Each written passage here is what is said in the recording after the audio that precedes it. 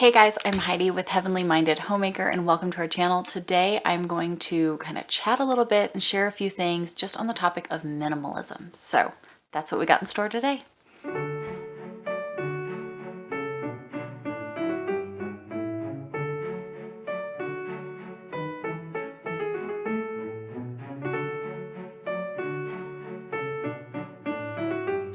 Well, welcome to my bedroom floor.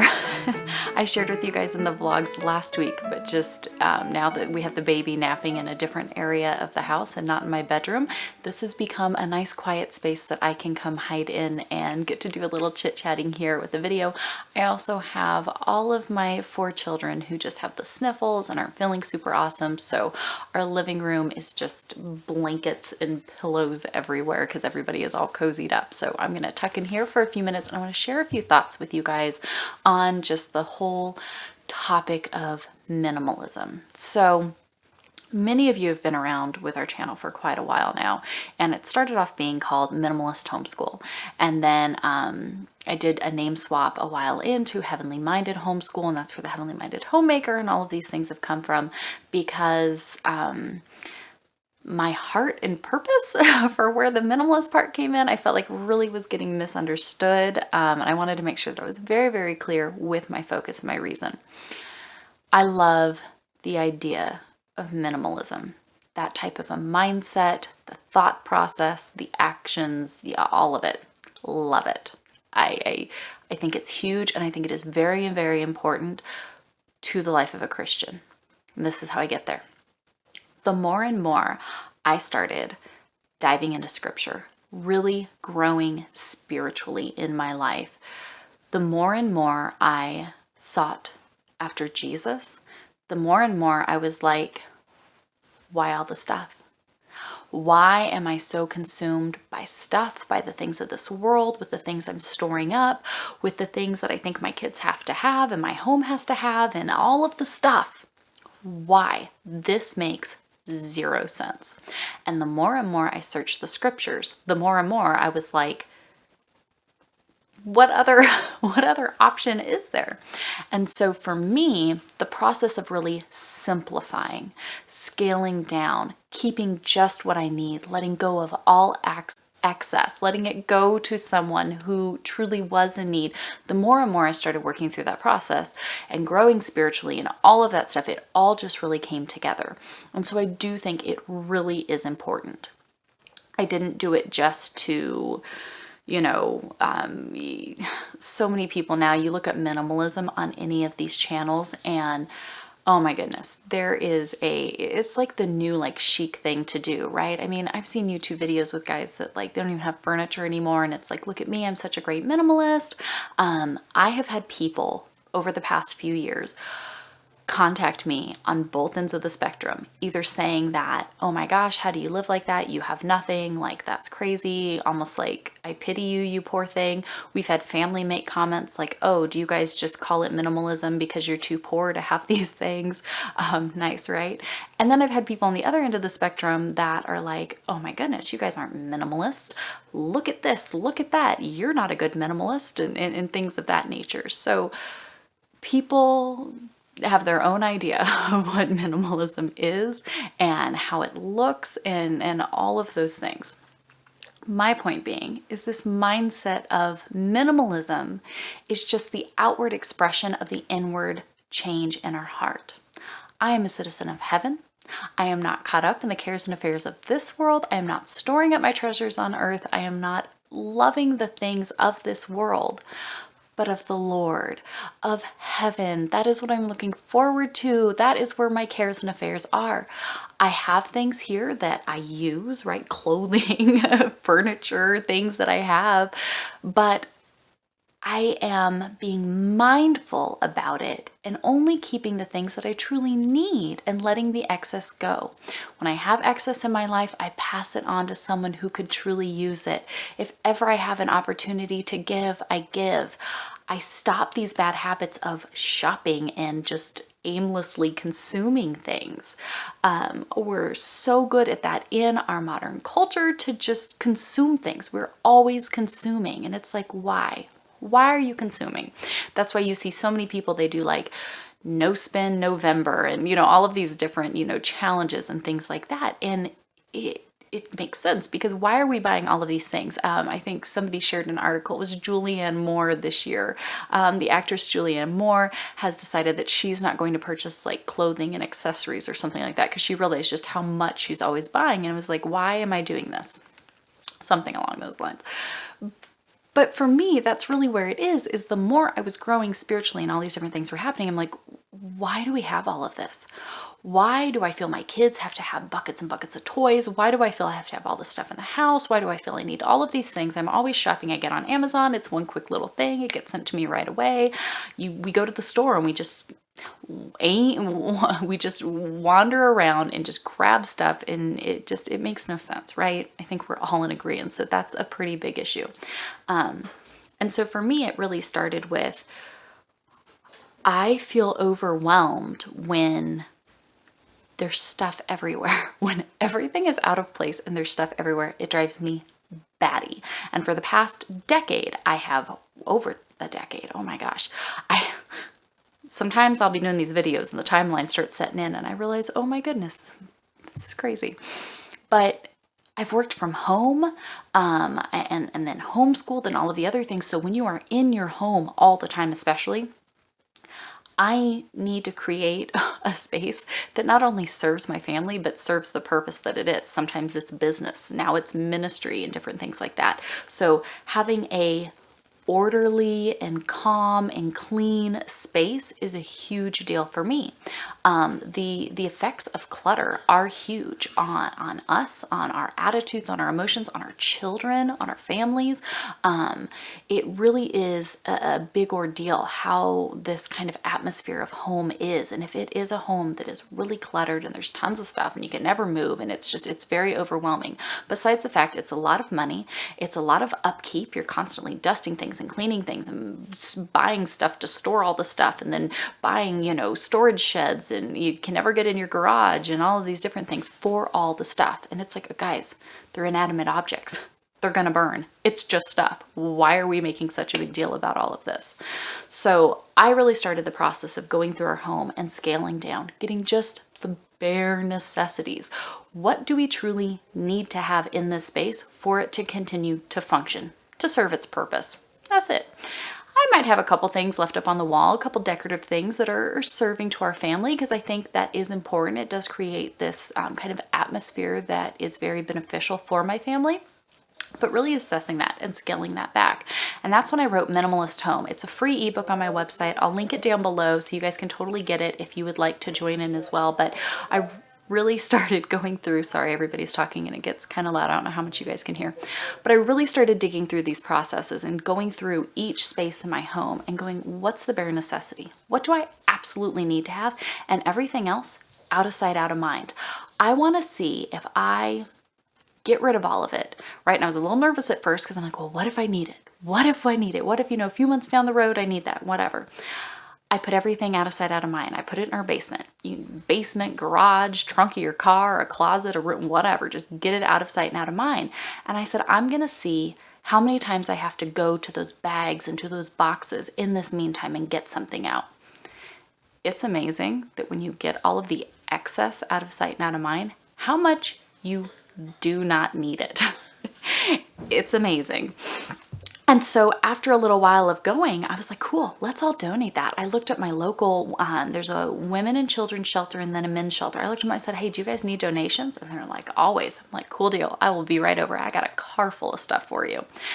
Look up your local, churches, shelters, anything you can. There's always someone willing to take the stuff and go to the thrift store, drop it all off. And if it's stuff that no one would actually be able to use, just toss it. Be done. Get it out. And so the more and more I scaled down on these things, the more and more my children enjoyed the peaceful atmosphere. I enjoyed it. My husband enjoyed it. And even my husband now is like, at first he thought I was a little crazy, but now he's like, the minimalism is where it's at. And the more and more he started to grow in his spiritual journey, he was like, absolutely. Why have we been so disconnected from that? And so I really think, minimalism, some people make it this idea that it's, having this perfectly clean house, everything's white, and there's like only 2 items allowed or whatever it may be. Some people have this, well, I can only own this number, of items, or I can only have this or whatever. Minimalism is going to look different to every single person. And that's why I wanted to have this little chat before I get into the videos we're going to have coming up, because I want to make sure that we stop and look at the heart of the issue. What are you holding on to? What are you storing up? What are you putting your focus on and sinking your resources into? Is it gathering up stuff? Is it hoarding all the things? Is it having to have the latest and greatest and making sure your kids are keeping up with the Joneses and you too and all of that? Is that what really, when you boil it down to, is that really what it is? Or are you being intentional with what you consume, what you bring into your home, your life, your children, all of it? I really want us to stop and assess ourselves this week and look around our home. Look around our lives. Look at the things we're spending money on this week. Just follow the money, right? That's an easy way to tell where a lot lies. What do you spend the most money on? What do you have the most of in your home? What are you consuming this week? What are you thinking about wanting to get? It's tax season.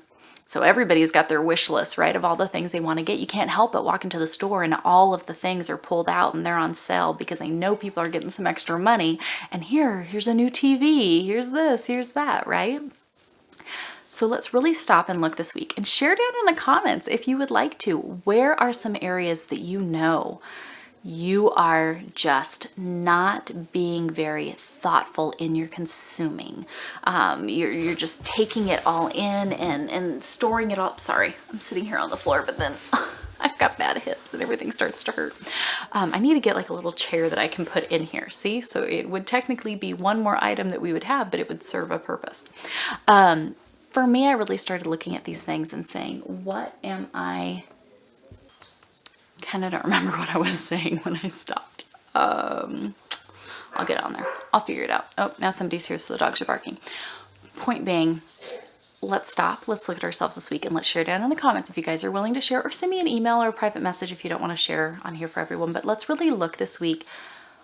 What are we storing up? What are we focused on? What if somebody were to assess our focus by the items they see us holding on to and caring about, what would that look like for our children, for us, for our spouse, for all of it? And so I really want us to stop and look at, it's not about counting how many items you own. I've done like 7 dresses for 7 days. For me, that just worked. Throughout the course of the summer, I got a couple extra dresses, so I ended up with, like 9 dresses for 7 days or whatever it was. So you definitely can set, and sometimes things just fall within a number category of, I've got 10 items in my wardrobe. Okay, cool. But it doesn't mean that it has to be, you can only own 100 items in your entire house. Everything other than that has to go. It's stopping and looking at, what do I truly need? Can I be intentional about the things that I have, that I am using, that I am putting my money into, and my time and resources to upkeep and things of that nature?